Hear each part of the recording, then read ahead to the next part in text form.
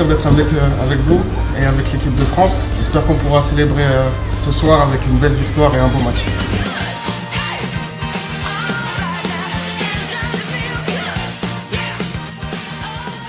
Et bienvenue dans la quotidienne, j'espère que vous avez la forme et le souhait d'N'Golo Kanté. Il a été exaucé, victoire des Bleus, large, 5-0. Et ça c'est un beau cadeau de 31 ans pour N'Golo. Et on s'est régalé, hier on a vécu plein de belles choses, et notamment le premier but en bleu pour Matteo Guendouzi. Et c'est toujours marrant de voir la différence entre un mec qui marque son premier but en équipe de France. Premier but, ça se fait du bien, voilà. C'est magnifique franchement. Et la réaction d'un mec qui en est à 48 buts en sélection. Ouais, encore un but pour toi? Ouais, encore un but, c'est bien, je suis content, c'est bon pour l'avenir.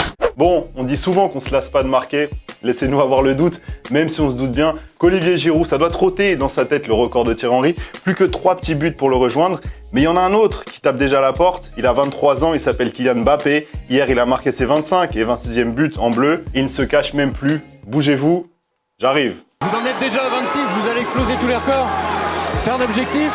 Bien sûr, dans un premier temps. Bien sûr que j'ai toujours voulu être le premier partout, en équipe de France comme en club, mais je pense que je peux y arriver et bien plus vite qu'on le croit.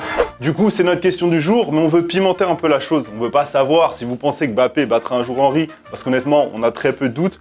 On veut savoir si vous pensez que Mbappé atteindra la barre des 100 buts en équipe de France. Il n'y en a que 2 qui ont réalisé cet exploit pour l'instant. C'est Cristiano Ronaldo, 115 buts actuellement, et l'Iranien Ali Daei avec 109 buts. Donc est-ce que Mbappé va rejoindre ce cercle très fermé? Dites-nous tout dans les commentaires. Clément sélectionnera 2 commentaires demain. Et hier, on a vu aussi une scène bien sympa qui nous a rappelé à quel point chez Téléfoot, on était des précurseurs, on a toutes les infos avant tout le monde. Regardez ce que Pogba nous disait dimanche. Avoir quelque chose sur le bras, ça fait pas tout, quoi. Le brassard n'est pas un objectif pour moi. Et forcément, regardez ce qui s'est passé 48 heures plus tard. Qui était capitaine ce soir. Voilà. Et du coup, qui dit premier capitana, dit forcément grosse séance de chambrage dans les vestiaires. Et qui mieux que Maestro Kimpembe pour tenir ce rôle? Franchement, personne. C'est quel capi ça? Il a eu le bras, il a commencé à jouer comme ça. Il courait comme ça. Il pèse, ça pèse gros. Allez, avant de refermer cette page bleue, la réponse à la question toute simple que Thomas vous posait hier. Quels sont vos pronos pour cette rencontre? Alors c'est surprenant, mais vous avez été beaucoup à trouver ce score sans tricher en plus. Alors ça arrive jamais. À l'image de toi, Jean-Pierre, tu nous as sorti le score, le doublé de Mbappé et le but de Giroud, c'est solide. Pareil pour toi, Maël, d'ailleurs, même score, même prono. Et on termine avec toi, Footworld, tu nous as donné le 5-0. Mais écoutez bien, il a donné 2 buts de Giroud, 2 buts de Mbappé et 2 buts de Pogba. Alors là, les calculs, ils sont pas bons, mais pas bons du tout. Et on connaît également des nouveaux qualifiés pour le mondial au Qatar parce que ouais, ça y est, c'est fait. Cristiano Ronaldo et le Portugal iront bien à la Coupe du Monde. Victoire 2-0 grâce à un doublé de Bruno Fernandes. Fin du rêve pour la Macédoine du Nord qui, on vous le rappelle, avait réalisé l'exploit contre l'Italie au tour précédent. On verra aussi la Pologne au mondial, succès sur le même score 2-0 contre la Suède. Pas d'Ibrahimovic donc pour ce qui aurait été sa dernière compétition internationale. Ça fait un petit quelque chose quand même.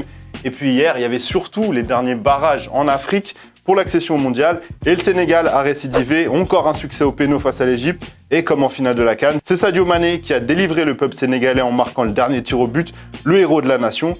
Et du coup, l'homme du match, Clem, je te pose la question, c'est forcément Sadio Mané. Et non mec, c'était un prank, c'est les petits lasers verts qui ont éclairé les Égyptiens pendant toute la rencontre. Ça leur a pourri le match, notamment lors de la séance de pénalty. Ils en ont mis qu'un seul sur 4 tentatives, ça n'a pas vraiment aidé. Pas très sportif tout ça, mais ça n'a pas gâché l'ambiance dans le vestiaire sénégalais, au contraire.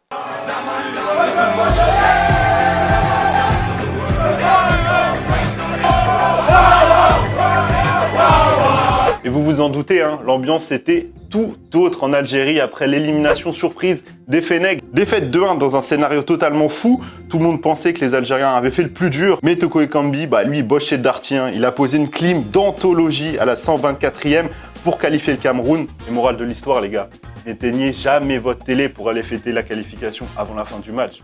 Le karma. Mais non!